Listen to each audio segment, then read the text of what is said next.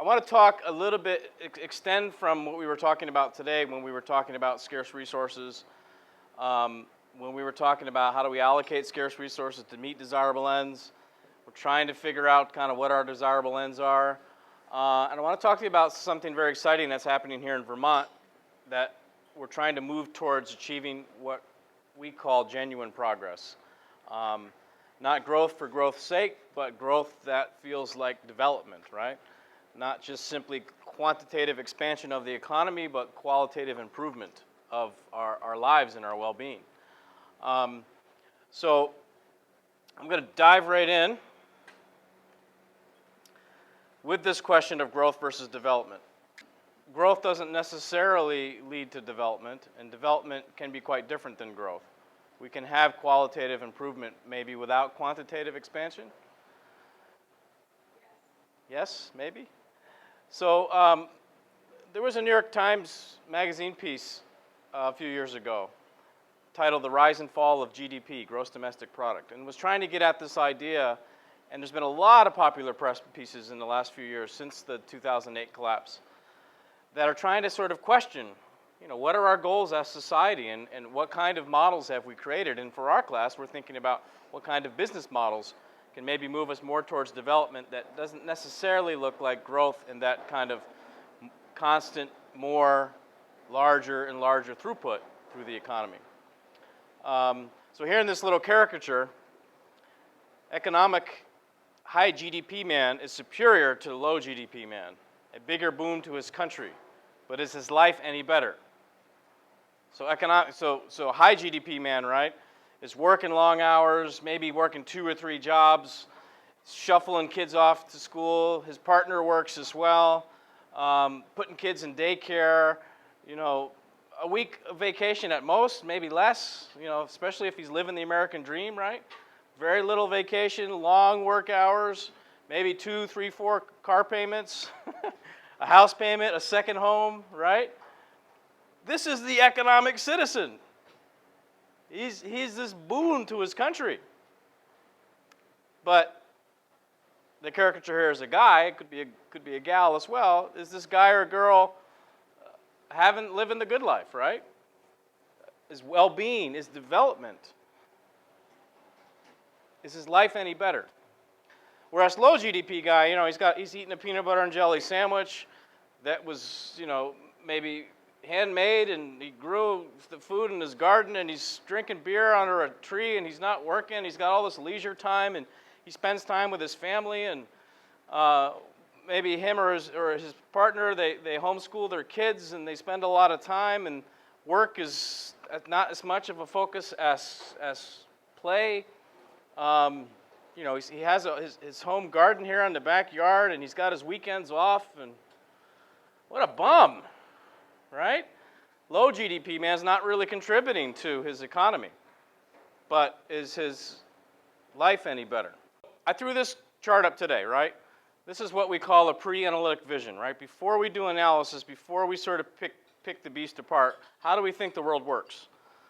And in economics, the pre-analytic vision is always this. Firms, households, circular flow diagram. We picked this apart a little bit today in class. The top flow of dollars is created from wages, income, rent, and profits. That money is generated from our labor, from our capital, from our land, and from our entrepreneurship. And those income flows are then used to spend on the bottom flow of personal consumption, business investment, government expenditures, and net exports. And around and around and around it goes. And we cast some doubt on this today in class, right? This notion of a perpetual motion machine.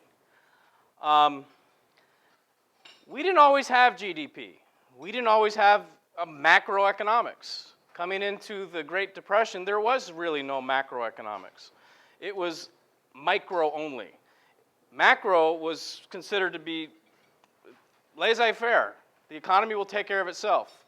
Why do we need to steer or direct or have any kind of government involvement in steering the macroeconomy?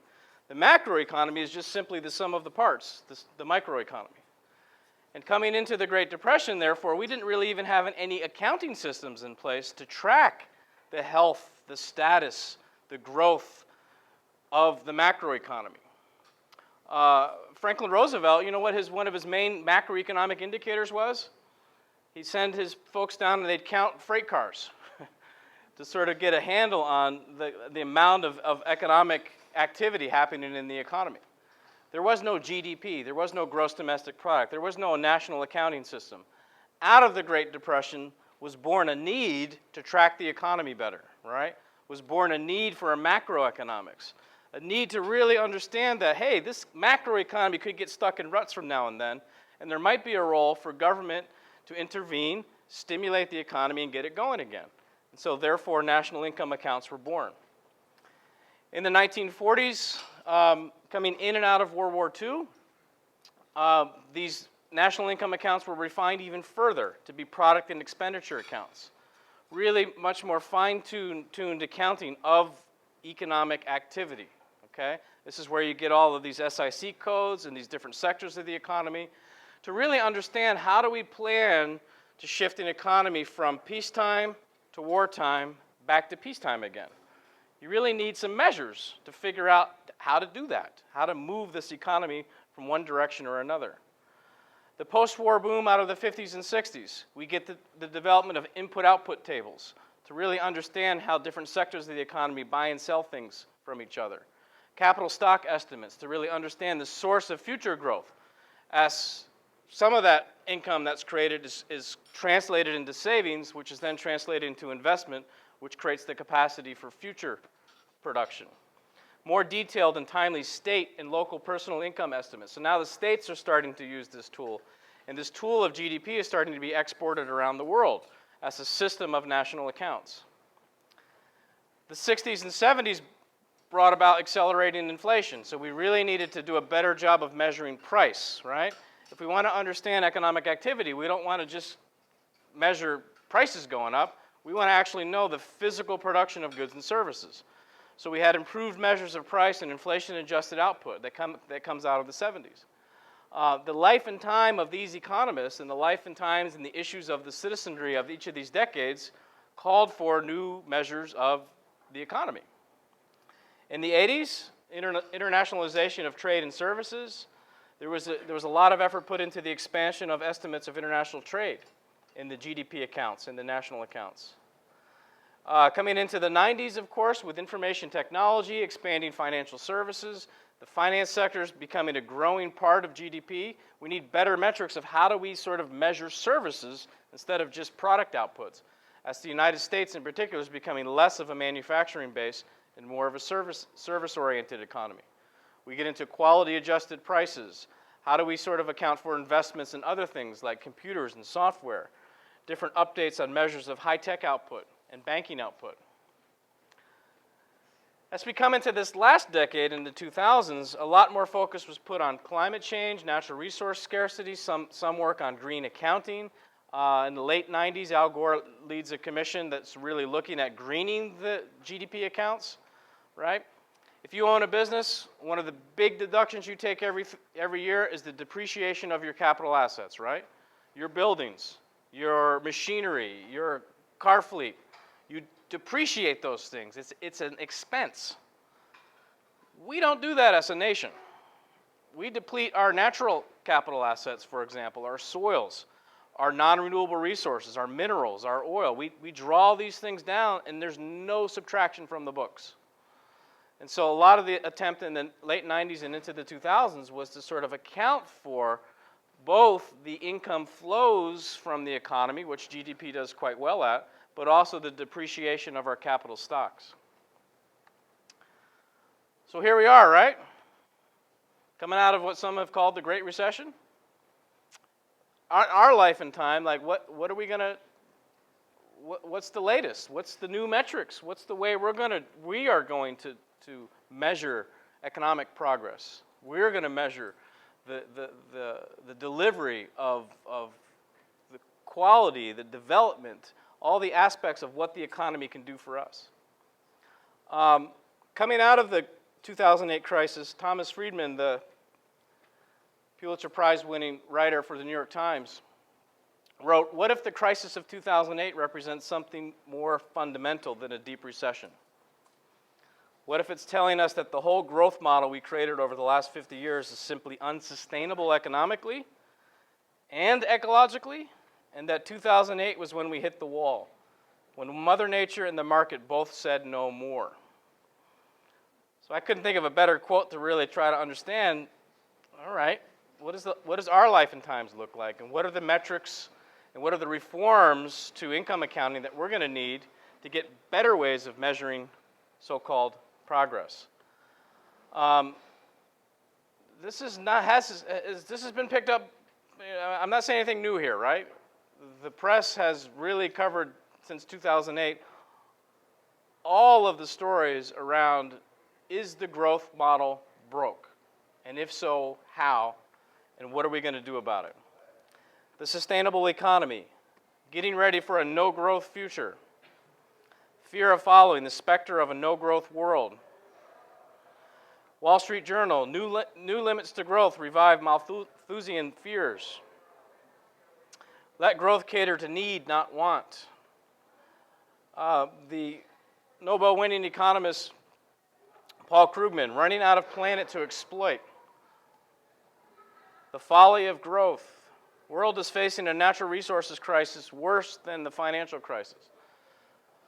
Since 2008, everyone's an ecological economist. It's awesome.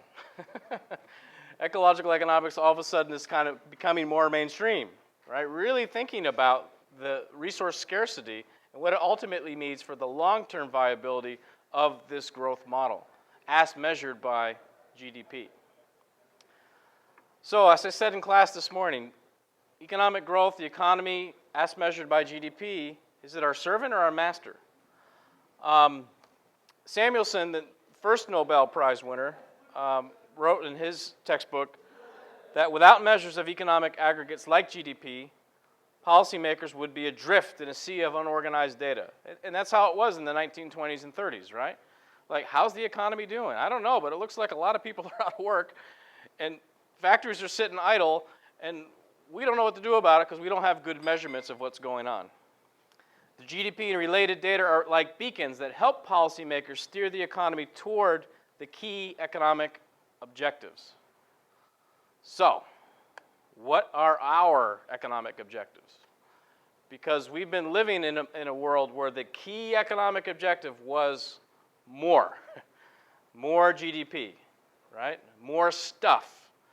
And everything else would take care of itself. GDP as measured by consumption, investment, government expenditures, net exports. More goods and services in a one-year time period is what GDP is. And that's been the key metric of progress, of how we've measured ourselves and how we've measured the well-being of our citizens. Hasn't always been that way. Let's go back in time here.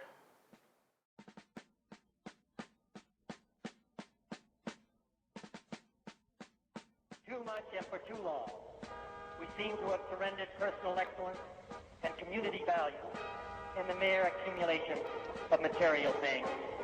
Our gross national product now is over $800 billion a year.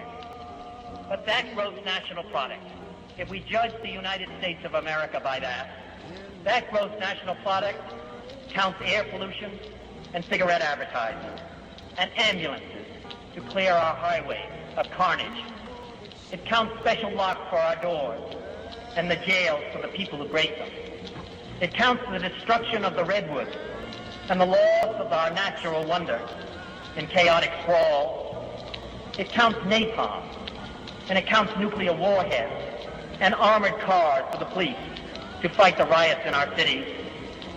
It counts Whitman's rifle and Speck's knife, and the television programs which glorify violence in order to sell toys to our children. Yet the gross national product does not allow for the health of our children, the quality of their education, or the joy of their play. It does not include the beauty of our poetry, or the strength of our marriages, the intelligence of our public debate, or the integrity of our public officials. It measures neither our wit nor our courage, neither our wisdom nor our learning, neither our compassion nor our devotion to our country. It measures everything in short, except that which makes life worthwhile. And it can tell us everything about America, except why we are proud that we are Americans.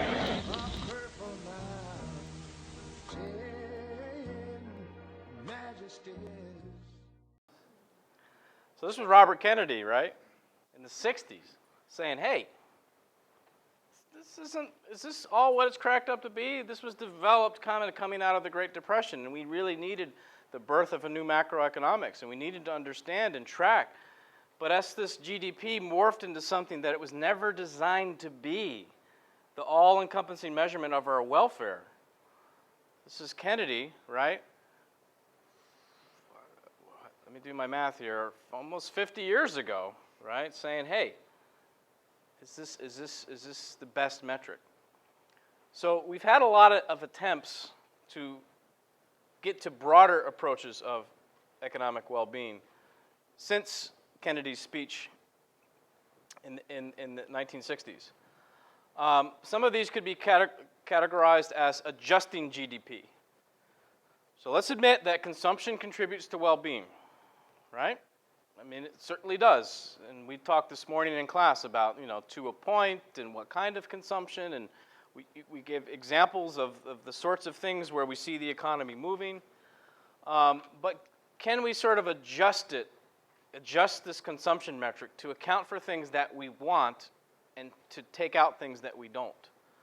And can we adjust it for things that maybe look more defensive in nature? And can we add things in that other uses of our time that don't necessarily contribute to the economy directly, but certainly contribute to our well-being? So you guys wrote some examples on your cards. The first question was defensive expenditures. Some interesting responses. Dentist appointments. So I guess so, right? So you got into society that's built on sugar and rotting teeth, and I guess dentist expenditures are a defensive expenditure. And then lots and lots and lots of examples of insurance, right? Home insurance, rentals insurance, car insurance,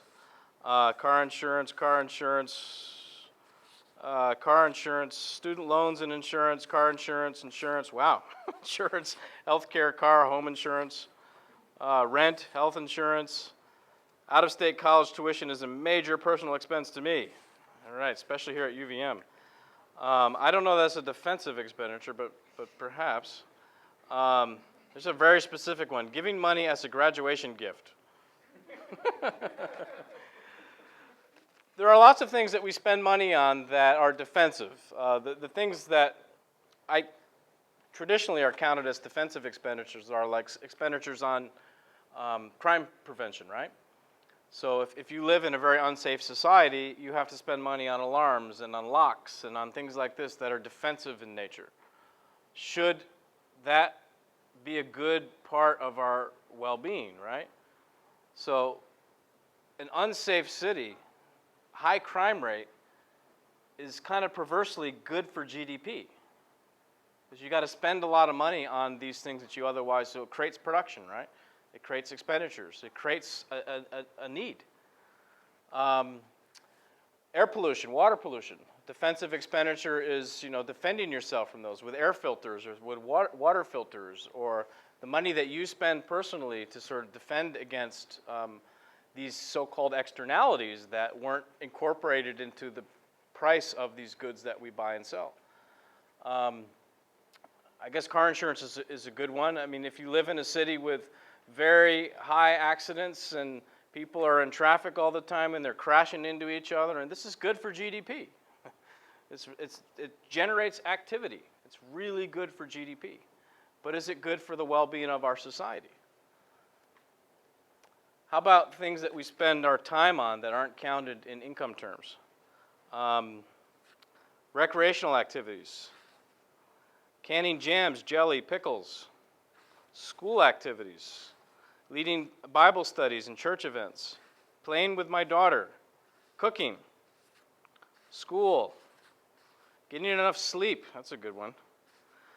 Spending dinner time on family instead of sacrificing for more work time. Home improvements. Planning commission, so working in your community, right? Playing tennis, volunteer advocacy work, community service, working out, so exercise, volunteering, riding my bicycle, exercise, recreation, cycling, pro bono work, volunteering, unpaid internship, president of the Moms Club, nice, I like that one. Spending time outdoors, hiking, swimming, so you get the idea, right? Yet GDP only accounts time that we spend in the formal economy, right? It doesn't account volunteer hours. It doesn't account time that you spend in household work or time with your family, right? It doesn't account underemployment. So what if you're not working enough? Well, but you're employed, so you're in the employment statistics, you're good. But what if you're underemployed?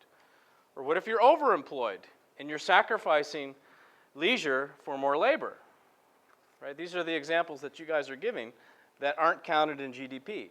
To be a good economic citizen, like the caricature, right? You got to work more, play less. No time for your family. No time for your community. No time to be a volunteer.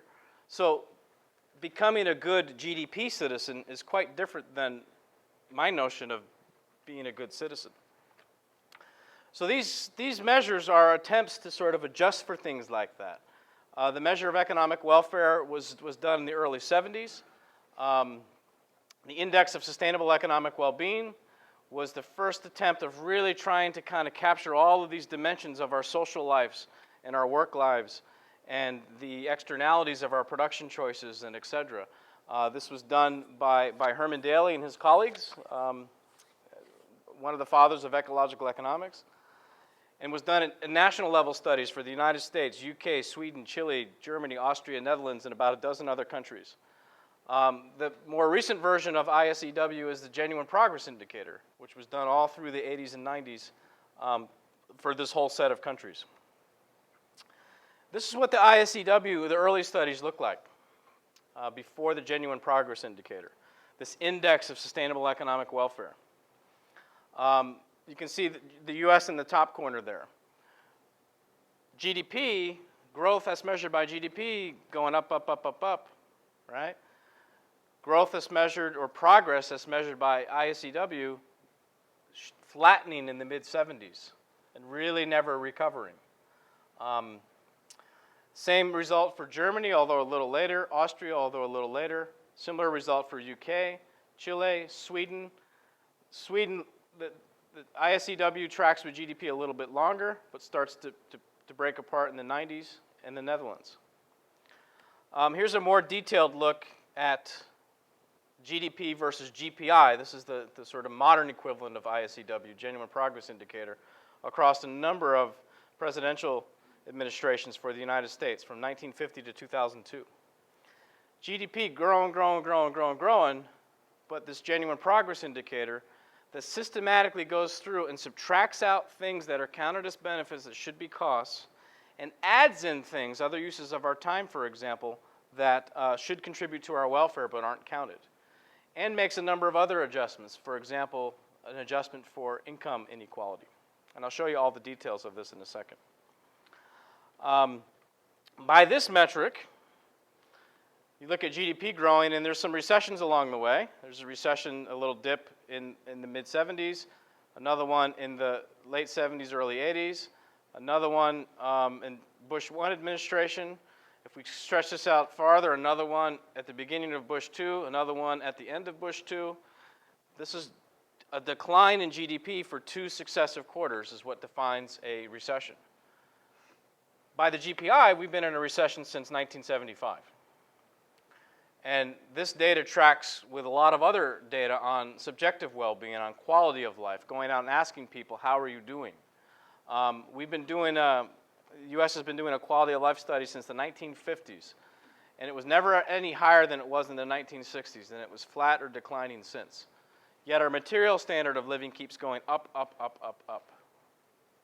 Why is that? Here at the Gund Institute at the University of Vermont, we were the first to do a GPI at the sub-national level. So for the state of Vermont, for Chittenden County, where we are today, and in Burlington, from 1950 to 2000. That study that was published in 2004 help pave the way for other states to do the same. There's probably about a dozen states now that have GPI accounts. Maryland took it the farthest. The governor of Maryland took on GPI as an official indicator for the state of Maryland, and they've been doing it now for 3 years. And having this conversation around well-being and growth versus development, and trying to go through and systematically count things that come from the economy that should contribute to well-being and subtract out things that don't.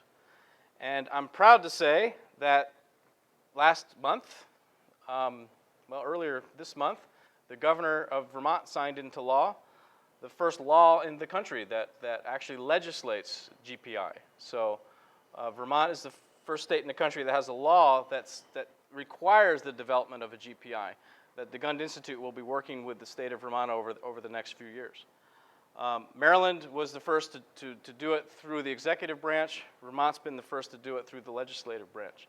And now there's a network of states across the country that are trying to do the same thing. At its heart, the GPI can be sort of divided up into these three main categories: economic, environmental, and social. So it starts with consumption. So it takes the consumption part of GDP, the largest part of GDP, and says, okay, absolutely, consumption contributes to well-being, but not all of our expenditures contribute to well-being. It first adjusts for income inequality. So GPI makes the strong assertion that an extra dollar to a wealthy person doesn't create as much welfare in society as an extra dollar to a poor person.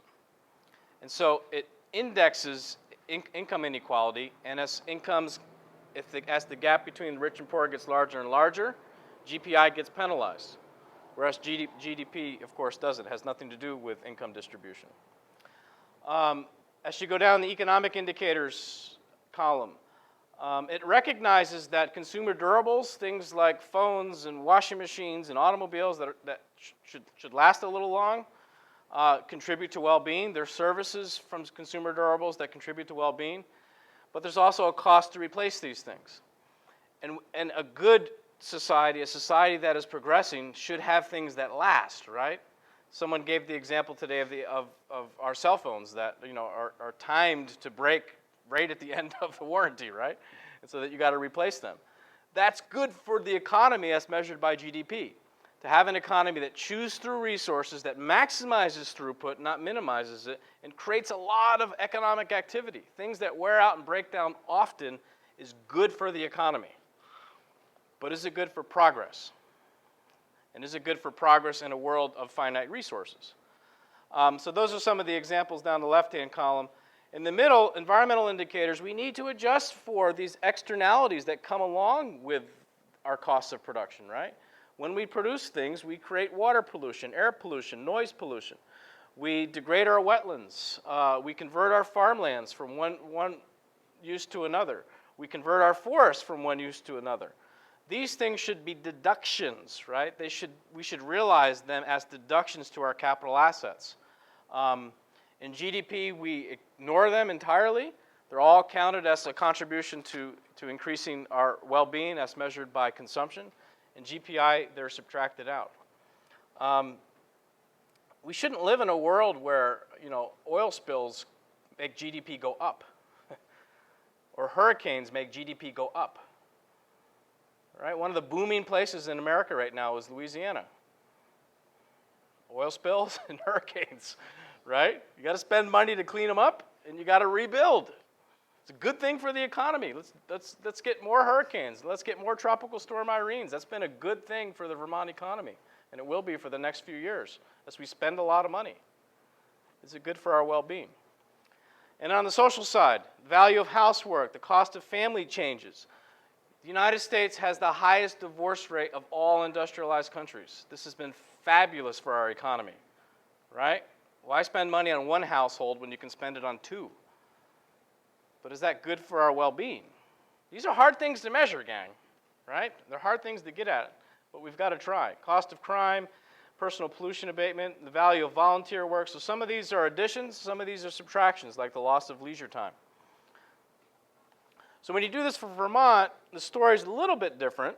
But bottom line, the black line, is GPI for the U.S., and as I said, it kind of taps out in the mid-70s and is flat or declining ever since.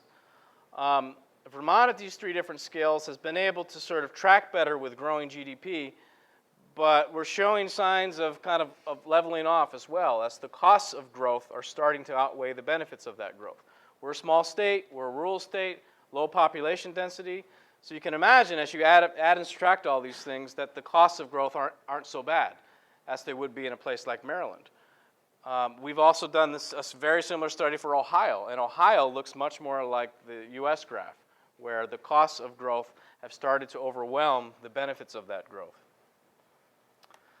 So these are different ways to adjust GDP. We can also think of ways to complement GDP. So yeah, GDP is a great measure of economic activity, but let's not conflate that measure with economic well-being, right? We also should maybe keep side accounts. And this is sort of a less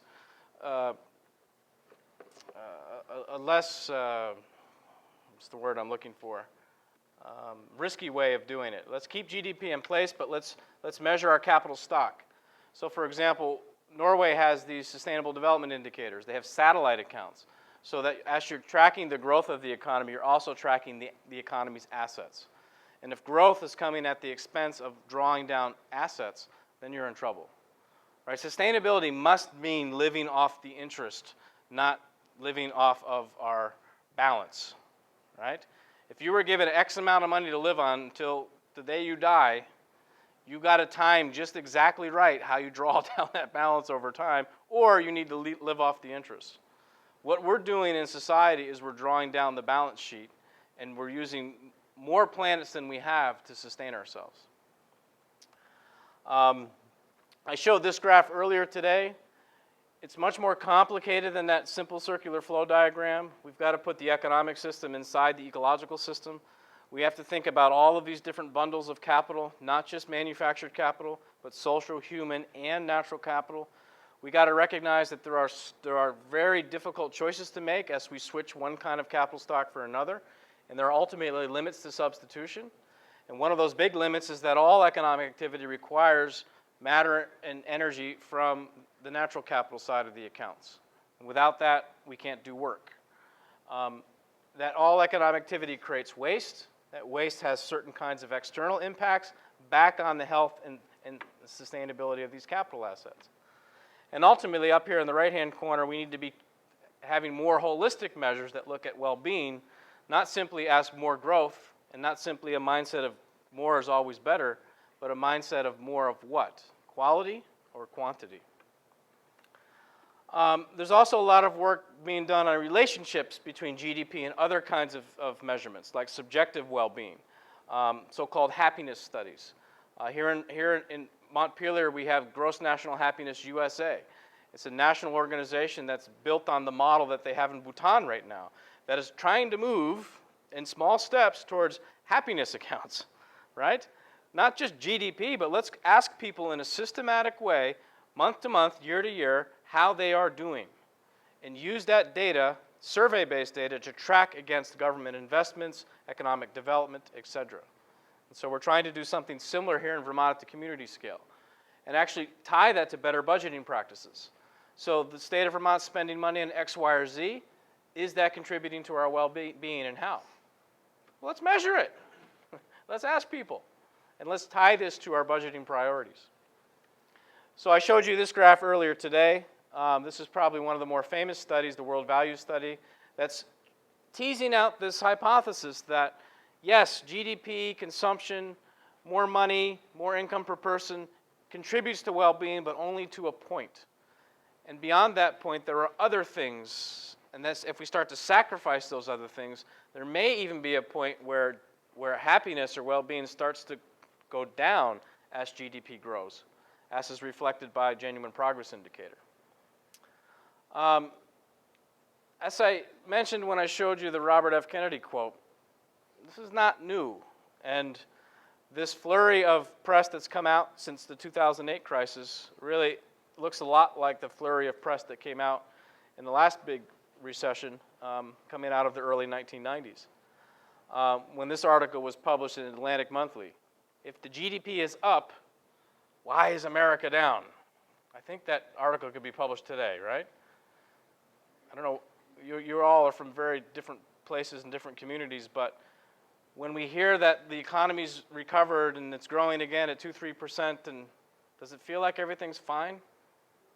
I mean, unemployment is still high, right? And most of that recovery, right, estimates are upwards of 90% of that new growth that's been created has gone to a very small portion of our society.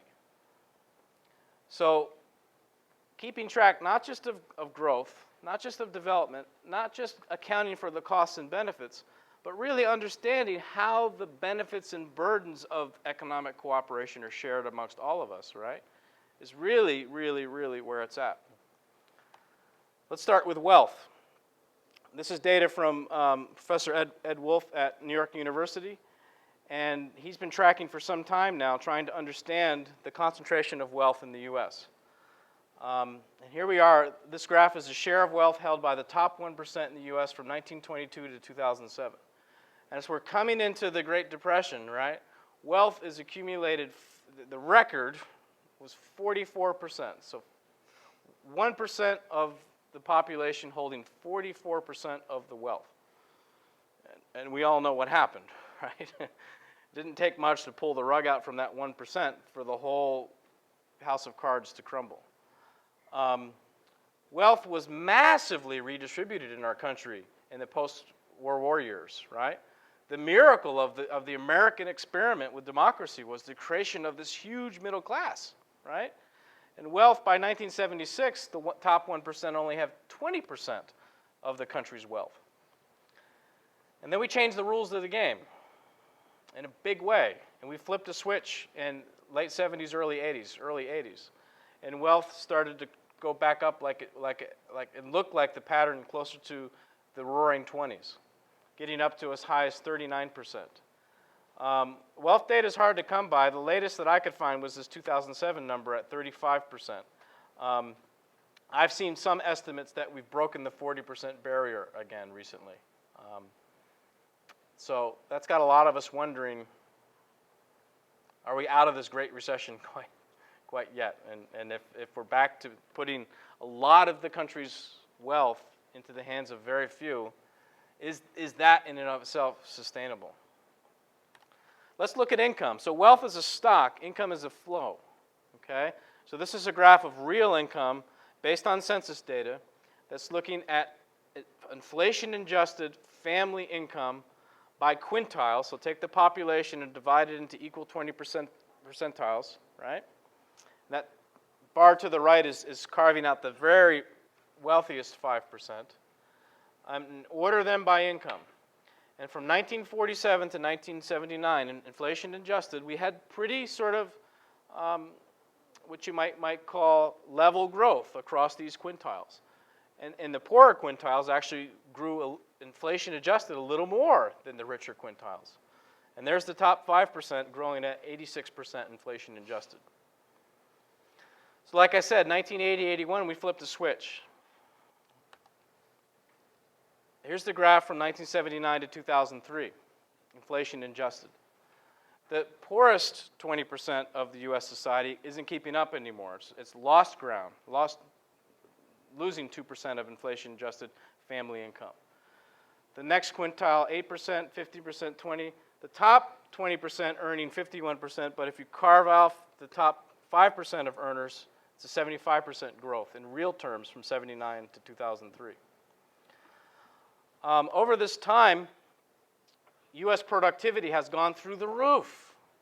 Okay, we're getting more and more stuff out of our investments in labor and capital, more and more productivity. However, real hourly wages tapped out in the late to mid 70s and have been going down ever since. Wages adjusted for inflation. Now, if you add back in real hourly, add it back in other types of non-wage compensation, you get a little bit higher. So it plateaus more towards the mid-80s than it does to the 1970s. But someone's getting that difference, right, in the productivity gains, and it's not wage earners.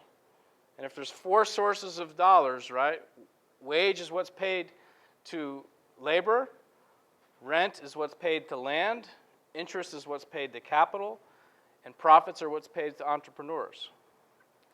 Much of the gain in productivity has gone to profits and interests and away from wages since the 1980s.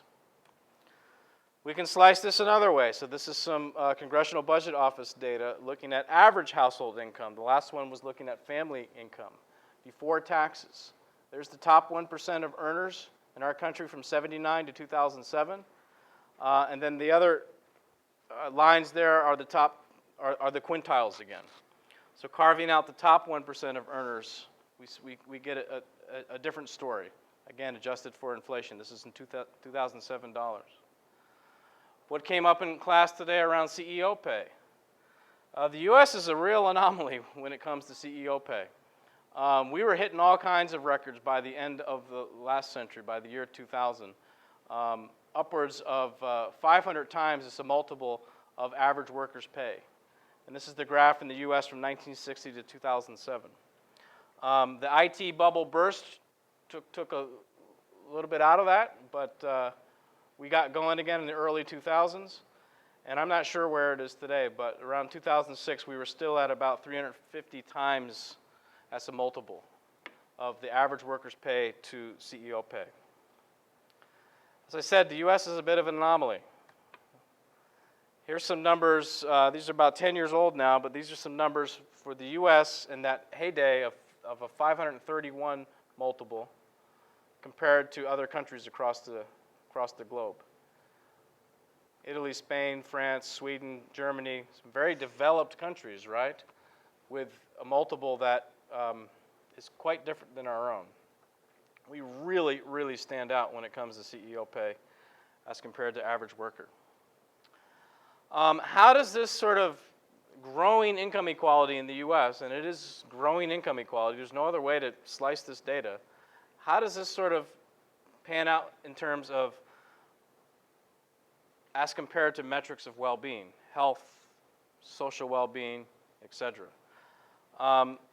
There's a nice piece of research that's been done by Wilkinson and Pickett that has created an index of a broad category of health and social problems. And this index includes things like life expectancy, math literacy, math and reading literacy, infant mortality, homicides, imprisonment, teenage births, trust, obesity.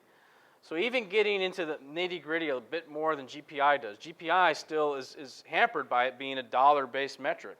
These are trying to create an index from these social indicators. What this graph shows you is the relationship between this index of health and social problems from worse is at the high end to better is at the low end, and income inequality. Low income inequality towards the origin, high inequality away from the origin.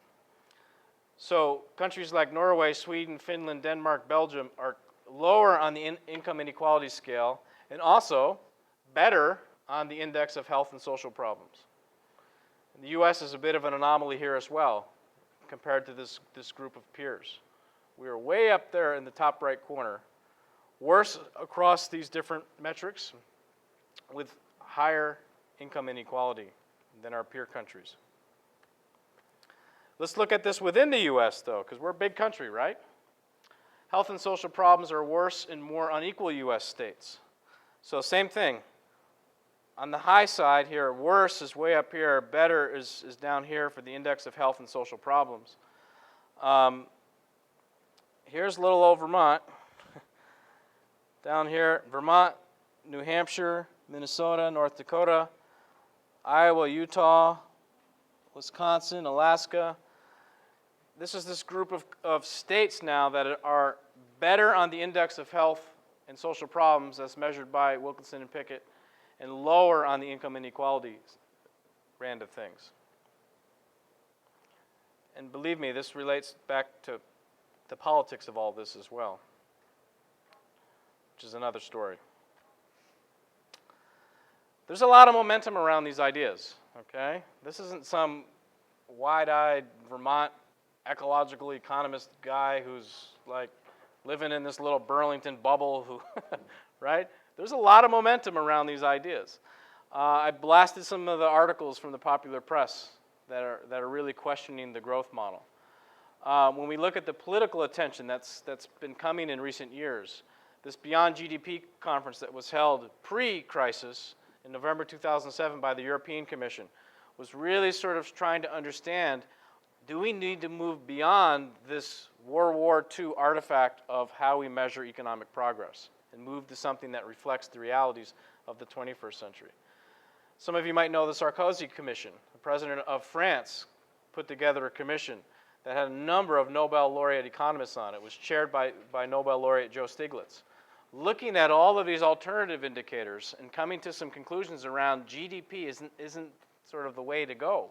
We need to have these more holistic indicators that get closer to a measure of well-being than just simply growth for growth's sake. Here at the Gund Institute, we hosted a meeting a few years ago at the U.S. National Council for Science and the Environment with the Bureau of Economic Analysis, which calculates U.S. GDP, which is the caretaker of our national income accounts. And they were like, you know, you're not telling us anything we don't know. We've known this for years. We've read the reports, we've read the studies, we understand that GDP is a really bad measure of well-being, and we'd like to do something better. But until we have a law that tells us to do it, we can't do anything.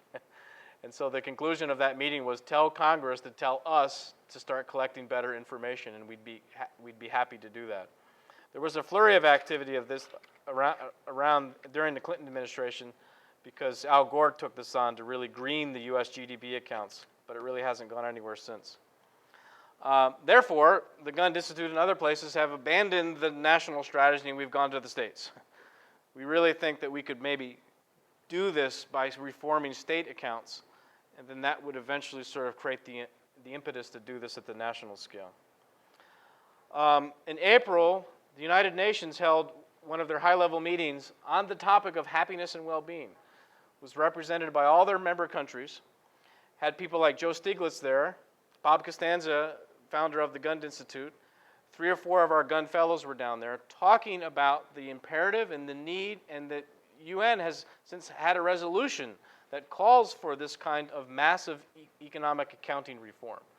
So again, this is starting to become something that's feels a little bit more mainstream. It feels like the 1950s again, when the UN had to do a similar thing, 1950s and 60s, to standardize how we did national income accounting across the world. Well, here we are again at a moment where we're moving, as we did in the 30s, from a micro to a macroeconomics. Now perhaps we're moving in the 2010s to an ecological or maybe even an earth economics, right? We were really obsessed with the micro scale in the 20s and 30s. We started to create a macroeconomics in the 50s, 60s, and 70s. Now, given the life and times of our economists and our citizens and our policymakers, maybe we need an ecological economics for the 21st century. There's good news on this front. We're seeing the maturing of this field of ecological economics that I've been talking about today. The maturing of tools like green accounting, ways to sort of get at these metrics, these 26 indicators that I showed you for the GPI accounts. We have a law here in the state of Vermont that charges us to do this. We have the state of Maryland doing this now for 3 years. We have a dozen other states that are starting to sort of pull this together. Oregon looks like it might be the next one. So we've got a lot of traction. We've got the standardization that's happening through U.S. state GPI studies, Vermont and Maryland really being at the leading edge of that. And I'll end with this last slide, which sort of makes the point of why not, right? So take climate change. What if it's a big hoax and we create a better world for nothing? Right? A world that has energy independence, sustainability, green jobs, livable cities, clean water, air, healthy children. Create these GPI accounts, right? And we make a better world in the process. Even if the doom and gloom stuff about climate change and peak oil and biodiversity loss doesn't pan out. Maybe we made a better world in the process anyways. So that's my dog and pony show on moving towards a genuine progress economy in Vermont, and I'd love to hear your questions. Thank you. But eventually, I mean, this is going to lead to standardization, just like we collect the income data from businesses that eventually gets into GDP accounts. It's going to lead to a standardization of sort of tracking other things besides just simply how much money we make. So we're seeing that. You guys talked with David Jones today about corporate social responsibility, right? CSR reporting. A lot of that's voluntary. Countries like the UK are starting to move towards starting to sort of standardize some of those things and actually require them in some of the reporting initiatives. So we could see these kinds of macroeconomic indicators just like in the Great Depression times. We didn't track these things. We started to track them. There was an emphasis on the national level. It all trickled down to the business level, and we were probably better for it, right? To do good, wise planning. Of course, the common pushback is, why do planning? Let the market do its own thing, and we're kind of back to the same arguments of the 1930s, right? We don't need to track these things. The market can self-correct. Some of us feel like we should be tracking these things in the aggregate. Yeah? So this isn't the first time that I've seen the Maryland GPI website. I took a social processes class where we looked at it, and we looked at it more environmentally and socially, and we were very overly critical because we felt how do you measure something like the value of housework? Do you measure by what you're using or what you're doing or the combination of both, or just how a certain individual perceives it? And so I essentially wanted to know your opinion of that, and while maybe GPI does a better job than GDP, I feel like there's still lots of flaws in it. Absolutely. It's not a silver bullet. It's a step in the right direction. There are a lot of other kind of competing metrics out there, and some of them are more along the lines of these objective measures. We take secondary data, we dollarize them, and we adjust GDP. We take GDP as given. Some are more these survey-based instruments where we actually ask people, right, really sort of detailed questions about where their well-being comes from, the status of their health, education, income, all of these things that relate to well-being. We're holding a conference here, next week, May 30th, the Gross National Happiness Conference. That's going to take all of these. There's probably about a dozen data collection efforts happening in Vermont right now. We're taking 5 of them and really trying to understand the pros and cons of all of these efforts and trying to create kind of a central repository for all of this great data that we're collecting, but we're not using it in kind of a planning policy way, and we're not tying it to budgeting. We're not tying it to sort of a way to prioritize what we want to do and how we want to push the economy in one direction or the other. So GPI is just one of these many different metrics.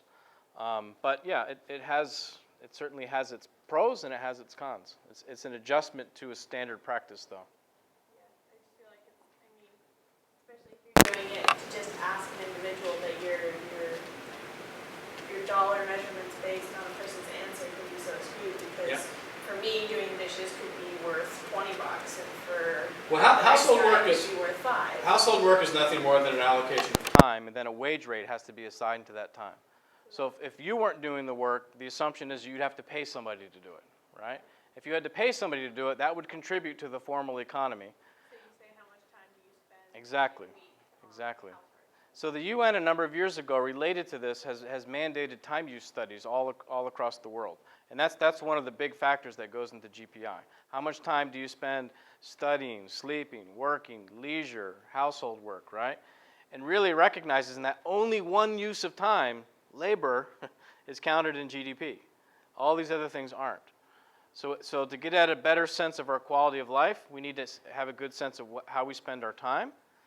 And ultimately, if we're talking about the growth model's broke and we need to move towards a steady state economy or a no growth economy, that's the larger context of these kinds of conversations around genuine progress. Maybe we really need to think about how we use our time. Maybe a 50 or 60-hour work week is not such a good thing for society, and if we have to reallocate time to people who would like to work more, away from people who don't want to work as much as they are right now, that's the beginning of something like that. I just came from the fourth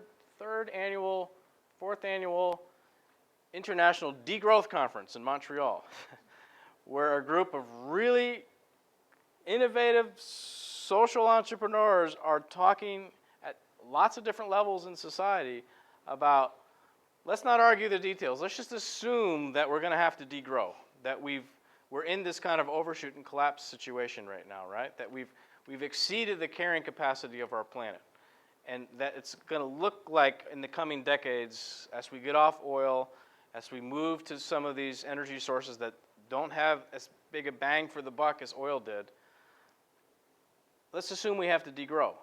What's that going to look like? And how do we do it in a way that doesn't hurt so much, right? And so you immediately gravitate to conversations around the labor-leisure trade-off, conversations around the single-earner family versus the two-earner family, how we spend time in our family and communities. And you start to kind of feel like, hey, wait a minute, we could come out of this like better off than worse off if we make the transition in the right way. If we crash into these limits, it's going to hurt. It's going to be very painful, right? A lot of people are going to be unemployed. There's going to be a lot of pain and suffering as we move to a smaller scale economy. But if we start to sort of make those steps now, you know, the average European, the average German citizen has on the order of, I forget the number at the top of my head, it's something on the order of 8 or 9 weeks of vacation. Yeah, it might even be on the low end. US, it's a different situation, completely different situation. In Germany, they made a conscious effort to move the tax base off of labor because they had a chronic unemployment problem and put it on consumption, right? Because they had a chronic energy waste problem. So they made it more expensive to be wasteful on energy, and they made it cheaper for firms to substitute labor for fuel. And they simultaneously made it, through a tax shift, helped an unemployment problem and reduced their carbon emissions. This is the kind of creativity that we have to think about as we're going to make this shift to a more sustainable economy. And ultimately, this is going to translate down into new kinds of business strategies. Yes? I guess in Vermont specifically, who's responsible for calculating the GDI? Talk a little bit about the metrics, but Sure. Who calculates it, and then also, after it's calculated, who's responsible for weighing the cost benefit, making sure that the information that they're getting out of this, which I assume is fairly expensive initiative, is being used in a value-adding way. What this new law does is it charges the Secretary of Administration to write an MOU with the Gund Institute to sort of help ramp up this effort. The hope is that if we could get these accounts built and we could get a system in place, much like Maryland has in place, you can go online in Maryland and totally transparent, see what the assumptions are. You can even go in yourself and adjust the assumptions. You can run different scenarios of GPI. You can pull different policy levers online and see how it affects GDP versus GPI. The ramp-up effort in Maryland was done through the University of Maryland. The ramp-up effort here will be done through the University of Vermont. And then the hope is to sort of pass the baton on to the state, to build the capacity to take data that's already being collected and bring it into a system of accounts. Then the next step would be take that new system of accounts and tie it to policy, right? So we start to measure. So year 3 in Maryland now, they have various policy initiatives that are being tied back to GPI to see if GPI improves or decreases versus just simply GDP or jobs, or you know the mantra, right? You do it if it creates jobs.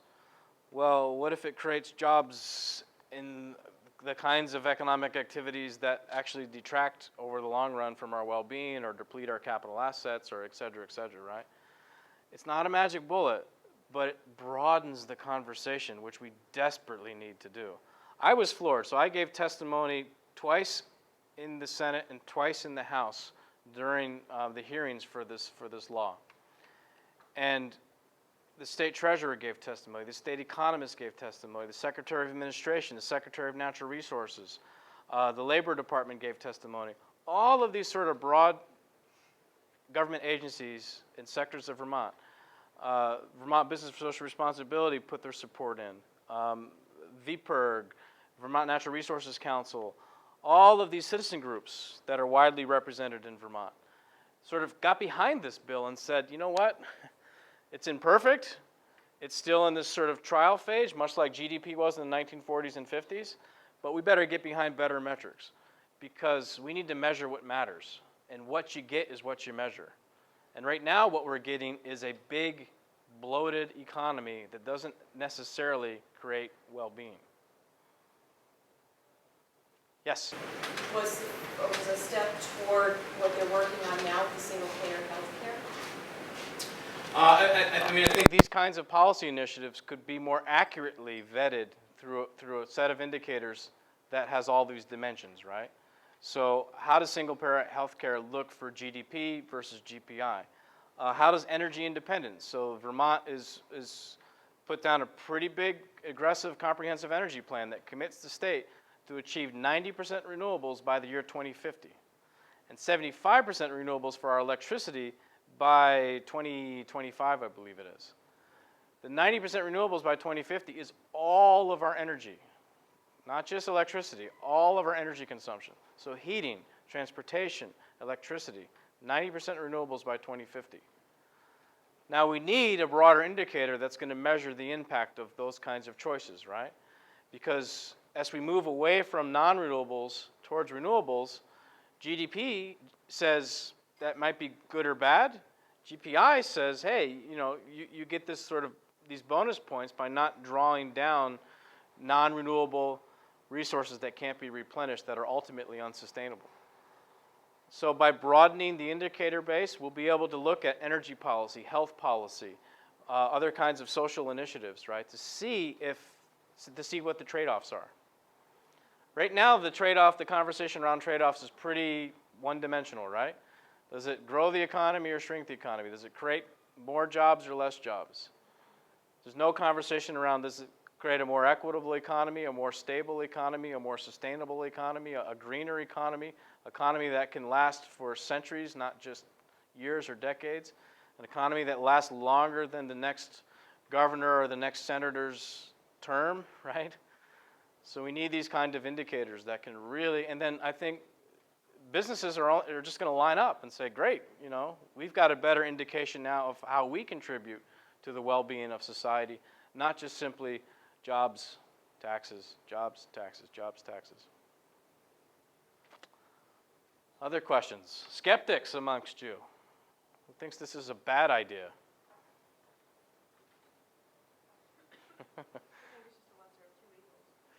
Lesser of two evils. Yeah. It doesn't get us off a monetary metric, which is problematic. So it still puts things in money terms. It still keeps us in a growth mindset, right? So now instead of growing GDP, you're growing GPI. Well, that still might be unsustainable, right? So what we've been calling for and what we'll be discussing at this May 30th meeting is what does a GPI plus look like, right? So let's move beyond what Maryland has done. Let's move beyond what the US and the national studies have done. And let's really get to these non-monetized metrics that we want to track along with something like GPI. So as GPI goes up or down, what does life expectancy do? What does affordable housing do? What does literacy rates do? There are other ways besides just dollars that get at the kind of metrics that sort of tally what progress might be. All right, it's been a long day. I think we'll break there.